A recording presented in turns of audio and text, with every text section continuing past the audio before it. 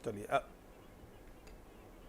ऐसा है, आप निश्चित रूप से, आपको कैसे पता मैं जवानी खर्च दे रहा हूं? मैं आपको तथ्य के साथ बात कर रहा हूं, और जवाहर यादव कभी तथ्य के बगैर बात नहीं करता। मैं और आप अनेकों बार टीवी डिबेट में रहे हैं, इसलिए पर देखिए एक गंभीर विषय पे चर्चा हो रही है, तो पर मुझ पे व्यक्तिगत आरोप मत लिए। मैं तथ्यों के साथ बात कर रहा हूं, मैं आपको रिकॉर्ड पे दिखा रहा हूं बात की है। कितने नू में कितने केसेस। एक मिनट, अब मैं अपनी बात जवाहर करूंगी। साहब, यहाँ कोई मैं मेरे आपकी तथ्यों पर जीत थोड़ी आपसे है कि बहस आप कर रही अच्छा हूं। बोल रहे हैं, मैं अच्छा बोल रहा हूँ। ना हाँ, तो एक अच्छे और बुरे की बात नहीं है, आज अरे तो तथ्य मैं की तथ्य बात दिखा रहा हूँ ना। आप तथ्य कौन तय करेंगे? एक बार सुनेंगे मुझे तब ना। आप मुझे क्या अपराधी के रूप में बात करना चाहते हैं? मैं आपको तथ्य दे रहा हूँ, सुन लीजिए जरा। नहीं, मैं खनन विभाग के तथ्य, पुलिस विभाग के तथ्य आपको बता रहा हूँ, एक बार जरा इसको देख लीजिए। नहीं, उसको नहीं देखूंगी मैं, अपने स्टिंग ऑपरेशन को देखूंगी सर। मैं क्लियरली बता रही हूँ आपको, मैं स्टिंग ऑपरेशन को देखूंगी, और मेरे स्टिंग ऑपरेशन में जो लोग जो बात कह रहे हैं, सुनिए, मैं उनको उनसे एग्री करूंगी। अगर आपने एफआईआर की कीमत नहीं समझनी, अगर जितने वाहन जब्त हुए उनको नहीं समझना, तो अगर आपने अपने स्टिंग ऑफिसर इसको मानना, तो फिर हमारी जरूरत ही नहीं है किसी की। आप उसको चलाइए, फिर हमारी जरूरत क्या है? अगर मैं आपको जो रिकॉर्ड पे एफआईआर हुई है, जितने वाहन जब्त हुए हैं, आप कह रहे हैं मेरे लिए उसकी कोई कीमत नहीं, तो फिर मेरे बोलने की भी क्या कीमत है? जो भी व्यक्ति यहां बोलेगा उसकी कीमत ही खत्म हो गई, क्योंकि आप ये कह रहे हैं कि आप वही मानेंगे जो आप दिखाएंगे। मैं आपको एफआईआर की कॉपी दे रहा हूं, मैं आपको डिटेल बता रहा हूं कितने वाहन जब्त हुए। आप सुनना नहीं चाहते तो मैं कैसे बोलूंगा? मैं शांति से बैठता हूं, आपको देख लेता हूं। धन्यवाद। मैं डिबेट से उठ के नहीं जाऊंगा, मैं बीच में नहीं बोलूंगा, मैं आपको सुनता रहूंगा, क्योंकि सच तो वो है सुनने की जो जरूरत आप नहीं है। दिखाएंगे। नहीं, बिल्कुल तो वो ना जो आप दिखाएंगे। नहीं, आप मुझसे इस बात पर बहस मत कीजिए। रूबिका मेरी बात सुनिए जवाहर जी, आप और मैं कई दफा डिबेट में बैठे हैं। मैं आज कैसे, मैं किस बात से आप मुझसे सकारात्मक डिबेट चाहते हैं? खाकी वर्दी तबाह और बर्बाद इस वक्त पोजीशन में नजर आ रही है। देश हित जो है, देश हित क्या है? मैं आपकी बात सुनूं या देश हित के मैं वर्दी के लिए लड़ूं? क्या है देश हित, मुझे बताइए। मैं माफियाओं के लिए आपको कटघरे में खड़ा करूं, ये देश हित है? या फिर चूंकि आप कह रहे हैं कि मैंने एफआईआर दर्ज कर ली है तो वो देश हित है? डिबेट को गलत दिशा में मत घुमाइए, डिबेट को गलत दिशा में मत घुमाइए। जो हमारा ऑफिसर शहीद हुआ, उसका बेटा क्या बोल रहा है, सुना आपने?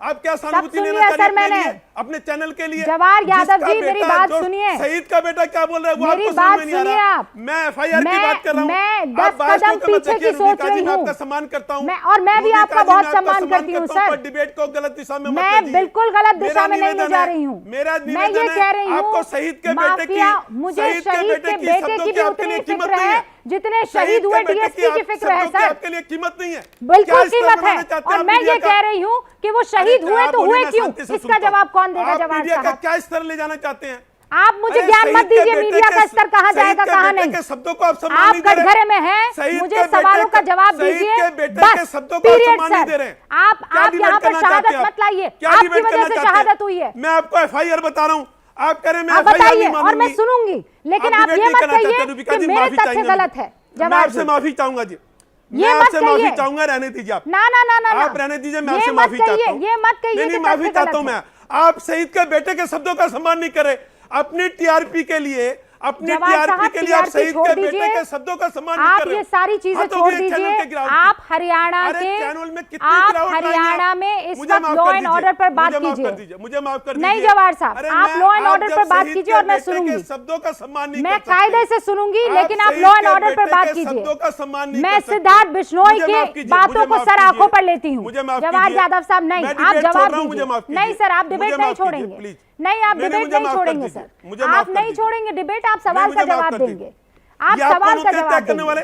ये आप कौन होते हैं तय करने वाले? जवाहर साहब, आप मेरे सवालों का जवाब, मैं सुनूंगी। आप कहेंगे हरियाणा सरकार की मैं एफआईआर को नहीं मानूंगी। मैं सुनूंगी सर, मैं ऐसा कुछ नहीं कह रही। डिबेट कर, देखिए मैं इस मुद्दे पर ऐसे डिबेट नहीं करना चाहता। हाँ ठीक है, मैं इस डिबेट पर ऐसा, मैं आपकी बात सुनूंगी सर। मैं आपको हल्ला वाली डिबेट नहीं बनाना चाहता। मैं आपकी बात सुनूंगी, हल्ला वाली डिबेट नहीं बनाना चाहता। एब्सोल्युटली, मैं भी यही चाहती हूँ, मैं भी यही चाहती हूँ। ऑपरेशन केजीएफ पर इस वक्त बात हो रही है।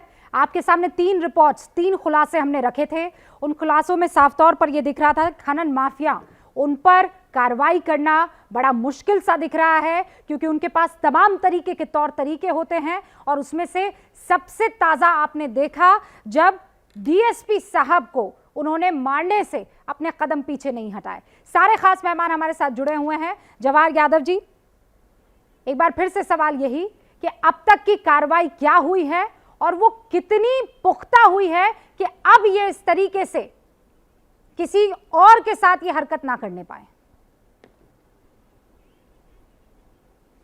देखिए, दो विषय हैं। एक तो जो हमारे डीएसपी की शहादत हुई उसको रोकना, यानी कि हमारे जो अधिकारी है, कर्मचारी है, उनको कोई जान माल की हानि ना हो, इसके लिए डीजीपी ने मीटिंग भी ली है और लगातार एक कमेटी हमारा काम कर रही है। 22 जिलों में 22 में से 20 जिलों में एसपी डीसी के अंडर में कमेटी बनी है जो इन रोकथाम के लिए अपने कदम उठाएगी। और जहां तक देखिए, मेरा निवेदन है, ये बड़ा गंभीर विषय है। मैं आप मुझसे कठिन से कठिन प्रश्न पूछिए, आप परंतु मेरी हर बात से सहमत होंगे, असहमत होंगे, ये आपका अधिकार है, पर मुझे उत्तर देने दीजिए, मेरा निवेदन है। आपने कहा था कि जी कोई एफआईआर नहीं हुई, कोई वाहन जब्त नहीं हुए, तो मैं आपको 17 से लेके 21 तक के आंकड़े देता हूं। उसी जिले के जहां पर ये हमारे अधिकारी शहीद हुए, इन्होंने कितनी मेहनत की थी। अगर 2017 में वहां 85 वाहन जब्त किए थे, तो इन्हीं अधिकारी ने, जिन्होंने शहादत दी, उन्होंने उस साल 387 वाहन जब्त किए और एफआईआर की। और आपने कहा कि क्या हुआ, तो मैं कल की आपको घटना बता देता हूं कि ये देखिए, घाटा गांव में छापा पड़ा, 14 वाहन हमने जब्त किए और 5 लोगों को गिरफ्तार किया।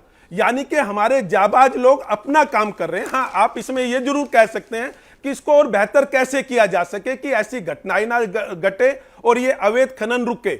इसके लिए हम निश्चित रूप से प्रयास कर रहे हैं। हमने अपने यहाँ ई ट्रेंडिंग के माध्यम से खनन किया है। नूह जिला ऐसा है जिसमें लीगली हम खनन नहीं करते हैं, वहां जो खनन होता है वो अवैध रूप से होता है। हाँ। उसको रोकने के लिए साथ में राजस्थान होता है। राजस्थान में लीगल खनन है, वो हमारे यहाँ अनैतिक रूप से अंदर ना आए, उसके लिए हम काम कर रहे हैं। परंतु लीगली पहले खनन नहीं होता था 2016 तक, तो हमने भिवानी में, डाडम में और एक स्थान पे और खानक में लीगल किया।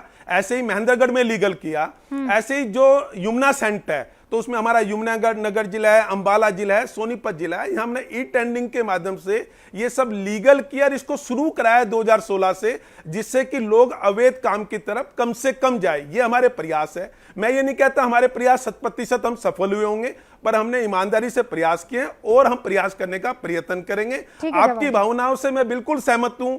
किसी भी कर्मचारी का जाना, किसी भी सामान्य नागरिक का जाना, अपराधियों के द्वारा किसी को शहादत मिलना, वो हमारे लिए निश्चित रूप से जितनी पीड़ा आपको है उतनी पीड़ा मुझे होगी। मैं तो व्यक्तिगत रूप से जानता था अपने अधिकारी को, अनेकों बार मेरी फोन पे उनसे बात हुई है नूह जिले में। तो ये तो एक निजी सती भी है, मेरे प्रदेश की सती भी है और मुझे निजी सती भी है। ठीक है। तो परंतु हमारा जाबाज सिपाही कहीं इन गुंडों से डरता है, इससे मैं बिल्कुल सहमत नहीं। मजबूरी है, हम क्या मजबूरी है मेरी बताइए। मैं अभी आपको बताती हूँ कि मैंने ओए होए होए होए, नमकीन के चटकारे लेते हुए टकटकी मार के डिबेट शो को पॉज रिपीट कर करके देख रहे हैं जोगिंदर जी। इनकी तरह आप भी देखें अपने फेवरेट डिबेट्स को रिपीट कर और डाउनलोड कीजिए एबीपी लाइव ऐप अपने स्मार्ट टीवी पर।